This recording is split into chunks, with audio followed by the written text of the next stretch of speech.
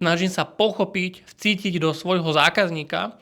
Tým pádom, ako náhle toto pochopíš, tak dokážeš tomu svojmu zákazníkovi ponúknuť najväčšiu hodnotu. Reklamné agentúry nevedia komunikovať so zákazníkom. A ako náhle nevieš komunikovať so svojím zákazníkom, nevieš mu odprezentovať svoju službu, tak prečo by si oni mali objednať od teba službu a prečo by vôbec u teba mali zostať a prečo by si im vôbec ty mal robiť reklamu?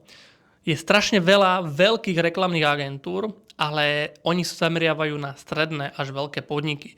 Ako náhle sa budeš zameriavať na malinkých začínajúcich podnikateľov a budeš sa im snažiť pomôcť a posunúť ich biznis na vyššiu úroveň a hlavne im získať prvých zákazníkov, to sú klienti, ktorí s tebou ostanú fakt, že na dlho, na desiatky a na roky až desiatky rokov. To ti fakt garantujem.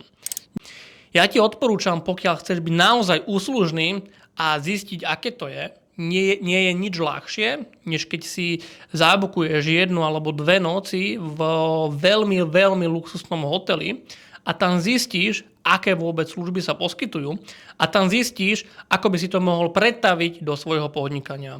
Tým, že si zarezervuješ hotel za noc, dajme tomu 500 eur na noc, áno, je to drahé, ale na druhú stranu ber to ako investíciu do svojho podnikania. Ako náhle to urobíš, užiješ si aj tú 1 noc, aj tie 2 noci a garantujem ti, že budeš to chcieť zažiť znovu a znovu a budeš to vedieť pretaviť do svojho zákazníka. V takomto hoteli sa myslím fakt na maličkosti. A v tomto prípade toto je rozdiel medzi úspešným a neúspešným podnikateľom, mysleť na tie maličkosti.